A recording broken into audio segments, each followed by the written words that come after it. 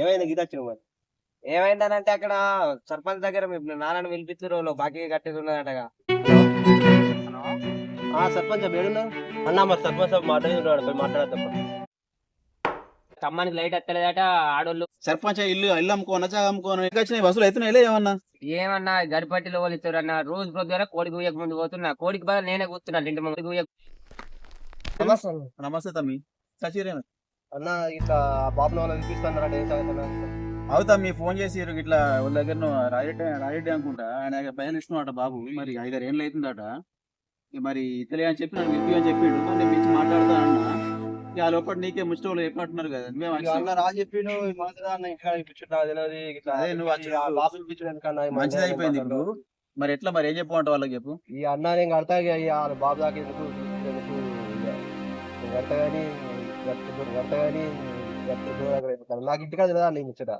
అట్లా కాదు మీ ఎవరన్నా పైసలు ఇచ్చినప్పుడు మాట బయటపడకుండా చూసుకోవాలి. ఇప్పుడు 10 మందిలో పడితే ఎవరికి నష్టం చెప్పు. వాళ్ళకి చేతి పోతుంది, నీకు చేతి పోతుంది. ఇచ్చినప్పుడు మర్యాద ఇచ్చుకోవాలి తమ్మి. ఇక్కడ దాకా రావద్దు. ఏ చెప్పమంటావు చెప్పు మరి ఇప్పుడు వాళ్ళకి. పెద్దల దాకా ఎందుకు పిలిపించడం, ఎందుకు అంత మందిలో మానం పోతుంది అద్దు. ఇక కడతాం కానీ ఈ మనిషి అన్న, ఈ మనిషి కూడా దేశం పోయేది ఉన్నది. ఇది కూడా వచ్చింది, ఇంకా చేతికి రాలే. ఇంకో వారం 10 రోజులు పడుతుంది. పోయినాక కడతాడు. నువ్వు మెల్ల చెప్పు, ఇక పెద్దల దాకా ఎందుకు పిలిపించుడు. దేశం పైన కడతాడు 2-3 నెలల్లో. కరెక్ట్ వాళ్ళకి డేట్ ఎప్పుడా లేకుంటే అనామతిగా ఇట్లా కడతా అని చెప్పుడా? ఇక అనవతగా డేట్ అంటే 2-3 నెలలు పడుతుంది అన్న.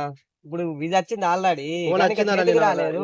వచ్చింది చేతికి రాలేదు, వీజా వచ్చింది. ఇక పోతాడు బయటకి అయినాక 2-3 నెలల్లో. అన్ని ఒకసారి కాకపోయినా తాపకుండా నిత్తి అసలు అది మెల్లమెల్ల జరుగుతాడు. తాపకుండా నిత్తి అసలు అది మెల్లమెల్ల జరుగుతాడు. మరి మీ బాపే మంచోడు, మంచిగా ఉంటాడు బయటకు వచ్చి అందరితోటి. ఇట్లా బయట పడిపోతే మా పద్ధతి కాదు. సరే మరి నేను చెప్తే మనం తప్పకుండా కట్టాలి. ఇక కడతాండి, కట్టడు తాపకుండా కడతాం. మనది తెలియదు అన్న, ఇంటికాడ ముచ్చడి తెలియదు. ఇట్లా బాబు ఎప్పుడు 4 రాలేదు, 4 వాళ్ళలేదు. 10 మంది అంటే ఇజ్జత్ పోతుంది, మానం పోతే 10 మంది కూడా నేనే కడతా. కొద్దిగా బాబు ఎప్పుడు 4 రాలేదు, 4 వాళ్ళలేదు. 10 మంది అంటే ఇజ్జత్ పోతుంది, మానం పోతే 10 మంది కూడా నేనే కడతా. కొద్దిగా సరే తమ్ముడు, మరి నేను ఇక మనం అంతా ఒకటి తెలిసిన వాళ్ళం. నేను చెప్తాను, ఏదో ఒక మాట్లాడి చెప్తా. కాకపోతే మాత్రం డేట్ తప్పకుండా మాత్రం కట్టాలి. లేకపోతే నా దగ్గరికి వచ్చి నా పీక కూర్చుంటారు. మరి నా మాట దగ్గర ఒక 4 నెలలు ఆగువాను, ఇక నేనే కడతా. ఇక కొద్దిగా ఒక 4 నెలలు ఒప్పుకోవటాన్ని చెప్పతి చెప్పు. కొద్దిగా ఎన్ని రోజులు ఆగి ఒక 4 నెలలు ఆగువాను. కొద్దిగా ఒక 4 నెలలు ఒప్పుకోవటాన్ని చెప్పతి చెప్పు. కొద్దిగా ఎన్ని రోజులు ఆగి ఒక 4 నెలలు ఆగువాను. 5 నెలలు ఆగువని చెప్తాను. నేను 5 నెలలు కట్టలే అనుకో, అలా ఇంటికాడ కూర్చుంటా, ఇంటికాడ కూర్చుంటా. 5 నెలలు ఆగువని చెప్తాను. నేను 5 నెలలు కట్టలే అనుకో, అలా ఇంటికాడ కూర్చుంటా, ఇంటికాడ కూర్చుంటా. మాట మాత్రం ఓడుకోవద్దా? మీ ఒక ఊళ్ళు ఉంటున్నా, ముఖం చూసుకుంటున్నాం. రేపు ఉదయాల మాట ఎంత మంచిగా ఉండదు. నీ మాట నమ్మి నేను వాళ్ళకి చెప్తా ఫోన్ చేసి, మనవనే కాబట్టి. సరే కట్టాలి మరి. కడతాను. ఇక మేము పోతున్నా, ఇక ఒక వారం రోజుల పోతున్నా. ఇక కొద్దిగా నా మీద నమ్మకం పెట్టుకున్న మాట. ఇక మేము పోతున్నా, ఇక ఒక వారం రోజుల పోతున్నా. ఇక కొద్దిగా నా మీద నమ్మకం పెట్టుకున్న మాట. సరే తమ్ముడు, వారం రోజులకు పోతా అంటున్నావు కదా, పోజారా మంచిగా సంపాదించుకోవడా, అంగడంగడి కొద్దిగా మంచిగా బతుకుర్రి. ఊళ్ళో మన పల్లెటూరులో ఏంటంటే నలుగుట్ల మంచిగా పోతేనే ముఖం చూస్తారు, తెల్లగా ఉంటేనే కొద్దిగా నలుగురు చూస్తారు.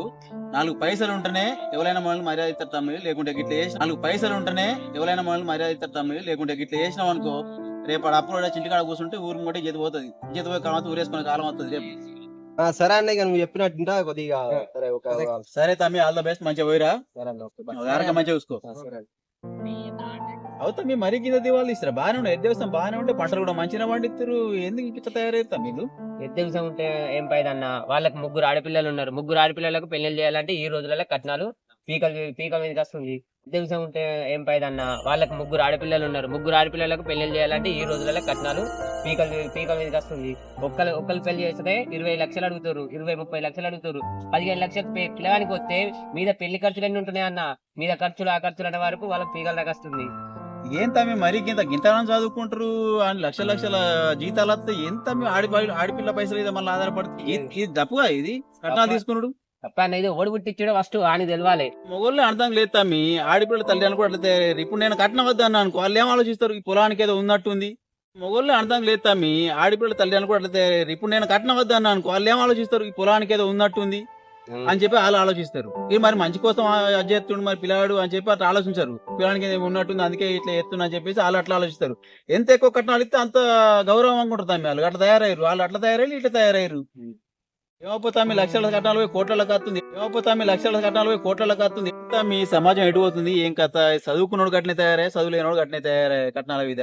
అవును అన్న, అంతే అంతే. అవును, సరే పోతాం పోంప చేద్దాం. పంపాను.